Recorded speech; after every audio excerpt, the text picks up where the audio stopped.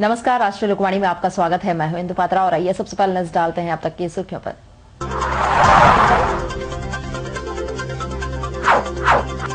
जिला प्रशासन के हाथ लगी बड़ी सफलता, सक्रिय चोर गिरोह का हुआ भंडाफोड़।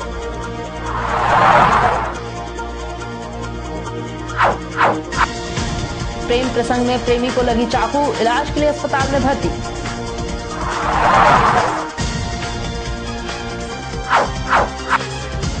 और गर्मियों में टाटा जू में दिख रही है पर्यटकों की भीड़।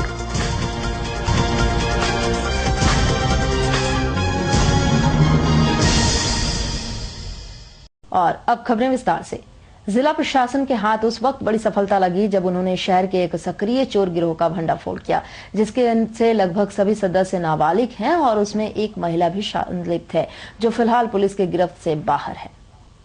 गौरतलब है कि पिछले दिनों शहर के कई क्षेत्रों में बंद घरों में चोरी की घटनाएं सामने आ रही थी, जिसमें चोर उसी वक्त घर में चोरी करते थे जब घर में ताला बंद रहता था। इस तरह के कई घटनाएं सोनारी थाना के सामने आई, जिसके आधार पर प्रशासन ने विशेष टीम गठित की और जांच अभियान चलाया। इसके अंतर्गत 4 लड़कों को गिरफ्तार किया गया है, जिनकी उम्र 13 वर्ष से कम है। जब पुलिस ने उनके अनुसंधान को किया तो उसमें एक महिला को भी संलिप्त पाया गया। फिलहाल पुलिस की गिरफ्त से ये बाहर है। गिरफ्तार किए गए लड़कों से लैपटॉप, 12 मोबाइल, चांदी की मूर्तियां तथा 8,000 रुपए नगद बरामद किए गए हैं। वहीं महिला की गिरफ्तारी के लिए जांच अभियान जारी रखा गया है। 4/14 को करीब 3-4 बजे शाम में बाल विहार कॉलोनी के पास वशिष्ठ चौधरी के घर से अज्ञात चोर लोग द्वारा 5 मोबाइल, एक चेन एवं 8,000 रुपये का चोरी किया गया था। घर से निकाला गया था, बेसिकली बर्गलरी। तो उस पर जब अनुसंधान शुरू हुआ था, उसमें से चांद दीवर करके एक लड़के को पकड़ा गया। तो उससे आगे पूछताछ करने से बोला कि चांद दीवर और उज्जवल दीवर दोनों मिलके चंदन दीवर के गाइडेंस पर ये लोग चोरी करते थे और चोरी करके चोरी का सामान जो है दीपक दीवर को देते थे। और इन लोगों का माँ, दीपक और चंदन दीवर का माँ जो है, क्या नाम है उनका, मंगला दीवर इन लोगों से करवाती थी और इन लोगों को रूट लाइनिंग देती थी और जो चोरी का सामान है तो उसको ले आके बेचती थी। और इन लोगों के तो आगे पूछताछ करने से बहुत सारा मोबाइल्स और लैपटॉप और 8,000 का कैश और बाकी जगह पर जितना चोरी हुआ है वो सब सामान बरामद हुआ है, वही अभी प्रस्तुत है। इस पर एक दूसरा FIR चोरी का सामान प्रोसेस करने का IPC 414 में केस दर्ज हुआ है। और उधर प्रेमिका को खुदकुशी के लिए उकसाने के विवाद को लेकर प्रेमिका के भाई व उसके दोस्तों ने प्रेमी व 3 बच्चों के पिता जाकिर हुसैन को चाकू से मारकर जख्मी कर दिया। परिजनों ने उसे इलाज के लिए MGM अस्पताल लेकर आए। उसकी स्थिति को देखते हुए यहां के डॉक्टरों ने प्राथमिक उपचार कर उसे टाटा मुख्य अस्पताल भेज दिया है। MGM अस्पताल में इलाजरत जख्मी जाकिर हुसैन के बड़े भाई मोहम्मद शमीम ने बताया है कि पिछले कई वर्षों से उसका भाई का पड़ोस की एक युवती अनीता के साथ प्रेम संबंध था। रामनवमी के एक दिन पूर्व अनीता किसी कारणवश फांसी लगाकर आत्महत्या कर ली। शव के पोस्टमार्टम और अंतिम संस्कार के बाद स्थानीयों ने अनीता के मौत का जिम्मेदार जाकिर को ठहराते हुए उसकी गिरफ्तारी की मांग की। पुलिस द्वारा कोई कार्रवाई नहीं करने पर रविवार के सुबह जब जाकिर पास के मंदिर में बैठा था, उस वक्त अनीता के भाई व उसके साथी वहां आए और उसे अंधाधुंध चाकू से मारकर जख्मी कर दिया। उसके बाद परिजनों ने उसकी जान बचाई और इलाज के लिए MGM अस्पताल लेकर आए। यहाँ के डॉक्टरों ने उसकी स्थिति को देखते हुए प्राथमिक उपचार कर उसे टाटा मुख्य अस्पताल भेज दिया। आज से 15 दिन पहले किसी लड़की का साथ गिरोह मैंने प्यार का उससे लगाव था। ये लड़की उनका पहले वाला शादीशुदा, उनका 3 बच्चा भाई का पहले से। लड़की पहले फिर जाके पड़ गई उसमें, इसी तरह का चलने लगा किसी बात को लेके। ऐसे होते होते काफ़ी दिन चला, प्यार मोहब्बत और उनका चलते रहा। किसका नाम है लड़की का? अनीता नाम है। और उस लड़की ने अपने खुदकुशी कर ली है और उनको फंसाया जा रहा है कि ये खुदकुशी किया। कब की लड़की खुदकुशी? आज से रामनवमी कितना तारीख को ना, रामनवमी का पहले जिस दिन पूजन था, हाँ जो दिन पूजा कहाँ रहती थी वो उसी इलाका, उसी मोहल्ला में, देवनगर में सीताराम डेरा थाना, सीताराम डेरा पड़ेगा। फिर मगर उसमें जुल्म किया इसका पर, इस लड़का का पर कि तुम ये कांड किया। भाई बोला हम नहीं किए सब काम, हम जिससे मोहब्बत करते हैं, हम जिससे हमको सब कुछ देता है, सब कुछ चाहता है, उस लड़का को हम लड़की को हम क्यों ऐसे करेंगे। ये सब मामला रफा सफा होकर बड़ा बाबू इंक्वायरी में उस दिन शाम को आए।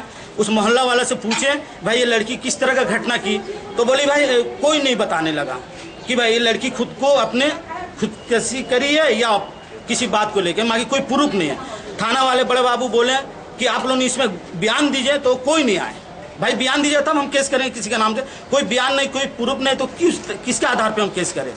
उसके बाद ये लोग क्या किया, मामला सब पकड़ के बड़े बाबू उनको लाश को ले गए पोस्टमार्टम का दिन, दूसरा दिन आए, उसका मोट मट्टी हो गए, जला जुली सब खत्म हो गए।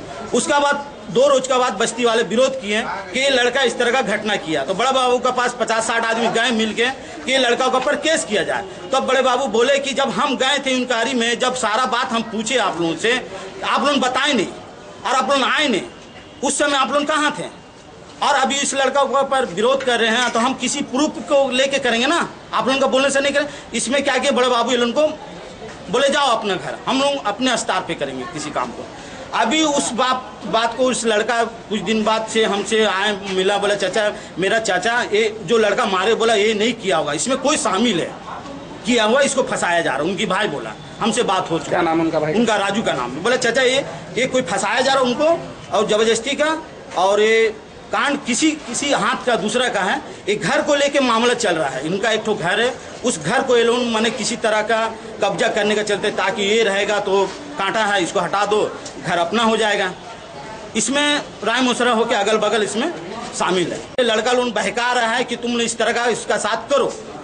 उनका बात आज भी उनका भाई से बात हुआ कि चाचा हम ऐसा मामला में नहीं पड़ेंगे, हम तो दिल्ली में था, हम तो जानते नहीं है क्या हुआ नहीं हुआ, हम तो दूसरा तीसरा दिन आए, हम किसका पर इंजाम दें, किस तरह का बात है। वो सब बात सारा बात हुआ सबरे मेरे से। अभी भाई सबरे मंदिर का यहाँ बैठे हुए, तो उस बात को लेकर खामोशी से कि मेरे साथ क्या जुल्म किया जा रहा है या हम किए ना किए, वो तो बात की बात है।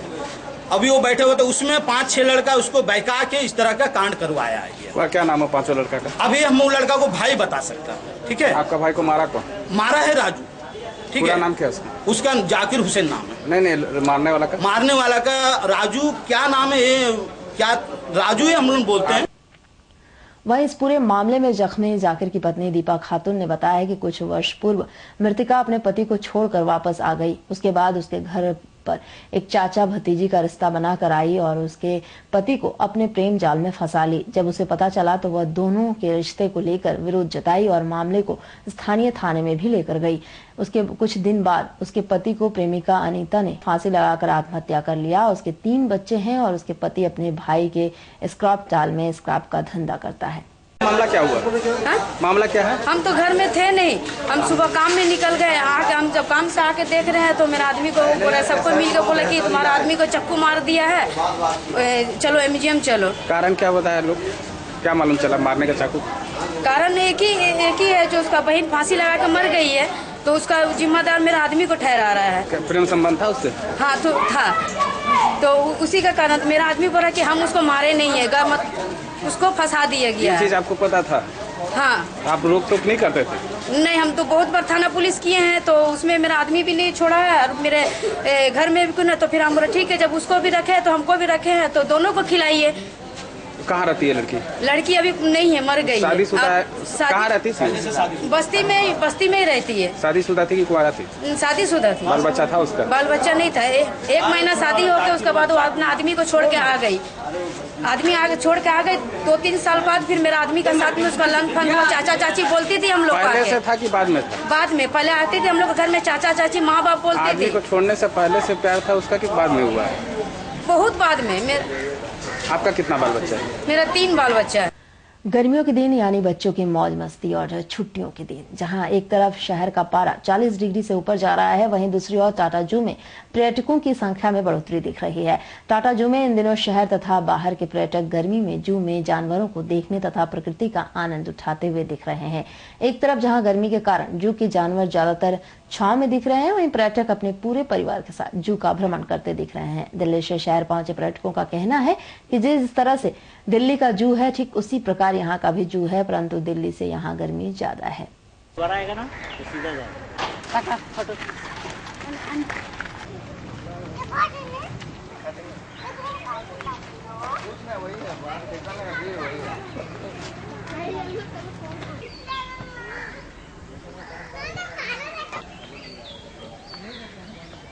अरे सर बहुत कुछ चिड़िया, बाघ, चीता बहुत कुछ देखने मिला।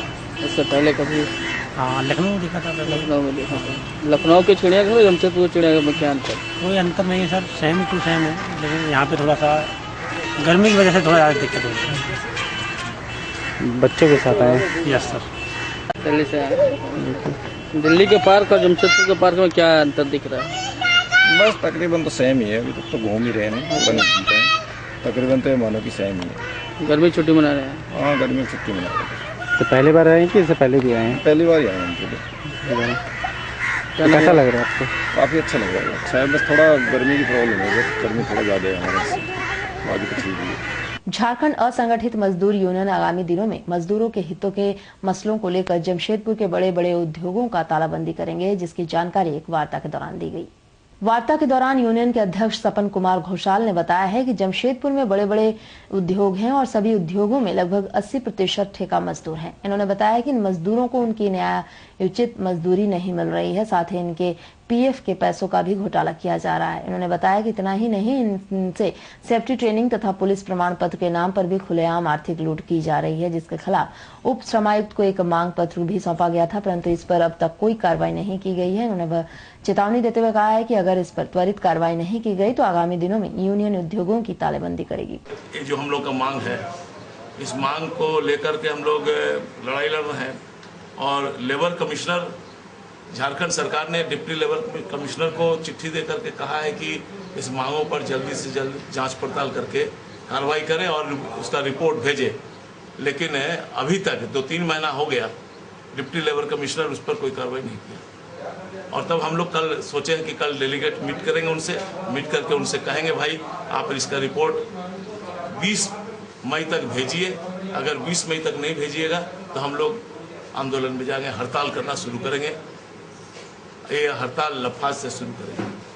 वर्ल्ड होमोफिलिया दिवस के अवसर पर होमोफिलिया रोग के पार्टी लोगों को जागरूक करने के लिए होमोफिलिया सोसाइटी जमशेदपुर चैप्टर संस्था ने साक्षी बंगाल क्लब में स्वास्थ्य कार्यशाला का आयोजन किया। इस कार्यशाला में एमजीएम मेडिकल कॉलेज के वरिष्ठ डॉक्टरों ने लोगों को हेमोफिलिया रोग के प्रति जागरूक किया। हेमोफिलिया सोसाइटी जमशेदपुर चैप्टर के सचिव सौमित्रा हाजरा ने बताया है कि हेमोफिलिया एक पैदाइशी लाइलाज प्राणघातक रक्त से संबंधित बीमारी है। यह 2 प्रकार का होता है। पहला तो होमोफिलिया ए, जो रक्त में 8वें फैक्टर की कमी के कारण होता है, और दूसरा होमोफिलिया बी, जो फैक्टर 9 की कमी के कारण होता है, जिसे क्रिसमस फैक्टर भी कहा जाता है। हेमोफिलिया के 3 मुख्य लक्षण हैं।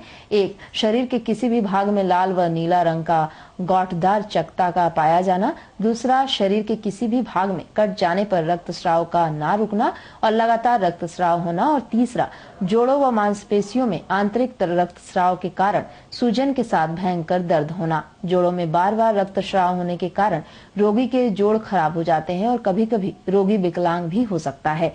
यदि इस तरह के लक्षण किसी भी व्यक्ति या बच्चे में दिखें तो तुरंत डॉक्टर से संपर्क करें। और जमशेदपुर चैप्टर संस्था के सदस्यों ने जमशेदपुर में लगभग 60 मरीजों का पता लगाया है और इस अवसर पर उनका फ्री मेडिकल चेकअप भी करवाया गया। सब स्पीच अपना वगैरह देंगे, उसके बाद फिजियोथेरेपी का डॉक्टर आएंगे।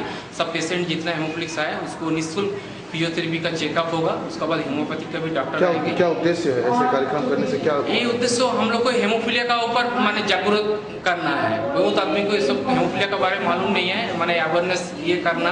उसका साथ जितने भी पेशेंट है वो कभी घर से निकल नहीं सकते हैं, उसको बहुत ज़्यादा तकलीफ है, तो हम लोग आज मनाते हैं, थोड़ा अपना इंजॉय करते हैं। अमूमन शहर में कितने इस तरह के डिजीज के पेशेंट्स होंगे? अभी तक हम लोग का सोसाइटी में 60 पेशेंट है, अभी हम लोग ढूंढ के निकाले हैं 60 में से। क्या लक्षण होते हैं इस तरह के डिजीज? इसका लक्षण होता है बचपन से ही शरीर में नीला काला स्पॉट दिखाई देता है। उसके बाद कहीं पर भी शरीर में कट जाता है तो खून बंद नहीं होता है। और जितना भी जॉइंट्स वगैरह है, खासकर घुटने का जॉइंट में स्वेलिंग होता है। उसके बाद सीवियर पेन चालू हो जाता है। ये सब अगर सिम्टम्स किसी बच्चे में या किसी व्यक्ति में दिखाई पड़ता है तो हम लोग हेमोफिलिया का लिए डायग्नोसिस के लिए भेजते हैं। और उधर गोलमुरी थाना अंतर्गत गाड़ा भाषा मोहुल बेड़ा चौक के समीप लापरवाही तरीके से बाइक चलाने के क्रम में मानगो उलीडी के 2 नाबालिग युवक दुर्घटनाग्रस्त हो गए। दोनों जख्मियों को गोलमुरी पुलिस ने इलाज के लिए एमजीएम अस्पताल में भर्ती कराया है। अस्पताल में इलाजरत 14 वर्षीय सुमित राय ने बताया है कि वे लोग मानगो क्रिस्टन हाई स्कूल के कक्षा 10 के छात्र हैं। रविवार को वह अपने बाइक से अपने दोस्त के साथ स्टेशन अपने एक और दोस्त मोंटी से मिलने जा रहे थे। उसी दौरान गुलमुरी थाना अंतर्गत गाड़ाबासा माहौलबेड़ा चौक के समीप उसके दोस्त सोनू शंख एक कार वाले को ओवरटेक करने के क्रम में दुर्घटनाग्रस्त हो गया, जिसमें वह और उसका दोस्त बुरी तरह जख्मी हो गया। बाद में गुलमुरी पुलिस की गश्ती दल घटनास्थल पर पहुंची और उन दोनों को इलाज के लिए एमजीएम अस्पताल लेकर आई, जहां सोनू की स्थिति को देखते हुए यहाँ के डॉक्टरों ने उसे भर्ती करने को कहा। पेट्रोलिंग में थे, इसी क्रम में हम लोग सूचना मिली कि माहौलबेड़ा चौक गाड़ाबासा के अंतर्गत है, सेवा सदन के करीब में। अच्छा, वहाँ पर एक बाइक से दो लड़के एक्सीडेंट किए हैं। इस सूचना पर हम लोग पहुँचे तो तत्काल उठा करके हम लोग ट्रीटमेंट के लिए यहाँ पहुँचाए हैं। इलाज इसका चल रहा है। और अब चलते चलते एक नजर तक की सूचना पर।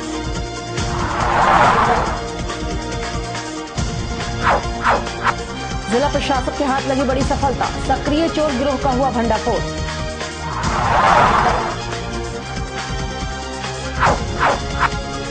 प्रेम प्रसंग में प्रेमी को लगी चाकू, इलाज के लिए अस्पताल में भर्ती।